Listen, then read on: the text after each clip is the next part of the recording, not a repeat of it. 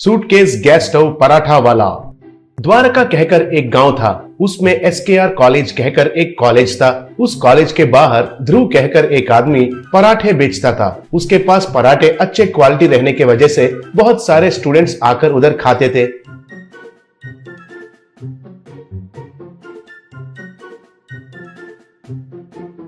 वही कॉलेज में श्रुति कहकर एक लड़की पढ़ाई कर रही थी। श्रुति बहुत सुंदर होने के वजह से उस गांव का एमएलए के बेटे लालू और पप्पू उस लड़की को हमेशा चिढ़ाते रहते थे। एक दिन श्रुति उसका साइकिल पर जा रही थी, तब पप्पू और लालू एक कार में आकर उसे बीच में रोके। अब वे दोनों कार से नीचे उतरे, तब श्रुति से लालू, हेलो श्रुति, कितने दिन ये डब्बा साइकिल पर घूमोगी बताओ? हम दोनों में से एक से तो प्यार करो। हर रोज तुम कार में घूम सकती हो, हम खुद आकर तुम्हें घर में पिकअप करेंगे।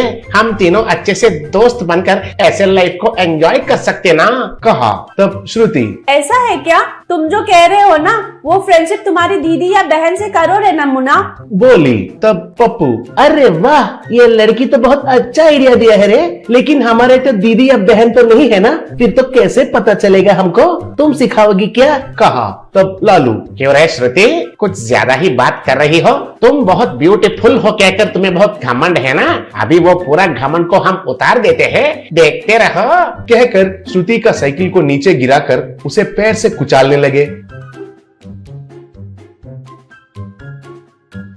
बाद में श्रुति को पकड़कर मारने के लिए देखे, तभी ध्रुव उधर आकर उन दोनों को रोककर उनको पकड़कर खूब पिटाई किया और उधर से भगा दिया। बाद में श्रुति से ध्रुव, मैडम आप जाइए, इस साइकिल को मैं ठीक करवा के देता हूँ, कहा। ऐसा श्रुति उधर से चली गई। अगले दिन लालू और पप्पू कुछ गुंडों को साथ में लाकर ध्रुव का पराठा होटल को पूरा नाश कर दिए। तब ध्रुव से लालू, आप बेचो रे परोठे, कैसे बेचोगे देखते हैं, कहकर चले गए। ऐसे कुछ दिन अच्छे से सोचकर ध्रुव ने उसका दोस्त के साथ मिलकर एक सूटकेस गैस स्टोव को मंगवाया।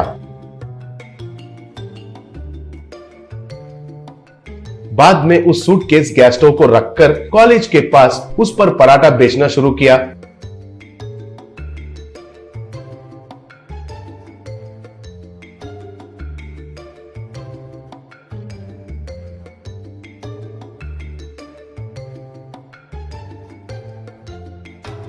ऐसे उस पराठा स्टोव को जहां चाहिए वहां ले जाकर उधर पराठा बेचकर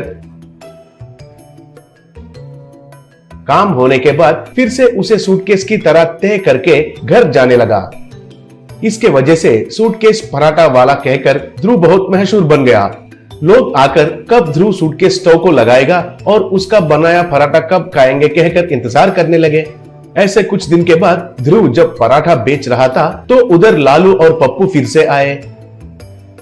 तब ध्रुव से लालू, अबे ओए, तुम्हें कितना हिम्मत है एमएलए के बेटों पर हाथ उठाकर फिर से सूट के स्टोव पर पराठे बेचते हो? अब तुम्हें नहीं छोड़ेंगे, तुम्हारा खेल खत्म, कहा। तब ध्रुव मन में, छी छी, कुछ करने के लिए सोचा तो ये क्या हो रहा है? ये नमूने फिर से वापस आ गए हैं, इनका झंझट खत्म करना होगा, मेरा तो बहुत जिम्मेदारियां है घर में, सोचकर उनसे ध्रुव, भैया जी आप लड़कियों से ठीक से डील नहीं कर पा रहे हैं, इसलिए उस दिन मैंने आपसे झगड़ा किया था, फिर भी लड़कियों को बहुत प्यार से डील करना है भैया। सिंपल सा कहना है तो उधर सामने बुग्गे वाले बैलून्स बेच रहा है ना, देखिए वो बैलून कितना नरम रहते हैं, उतना नरम रहते हैं लड़कियों का मन, उसमें मुंह से हवा भरेंगे तो नीचे ही रहते हैं, वही ठंडी गैस भरेंगे तो हवा में उड़ जाते हैं भैया।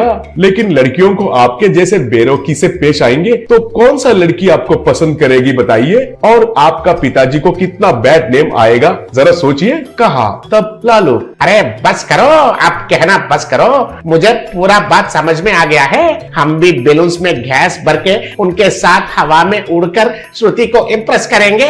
अब तुम्हारा सूटकेस का पराठा खुशी से बेचो, जाओ, कहकर चले गए।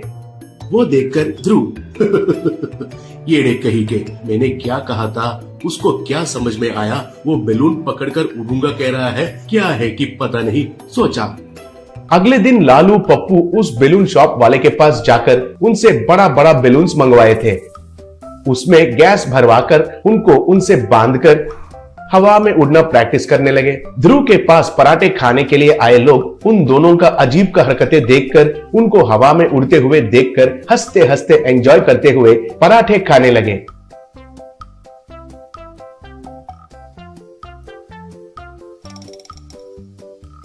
ऐसे कुछ दिन के बाद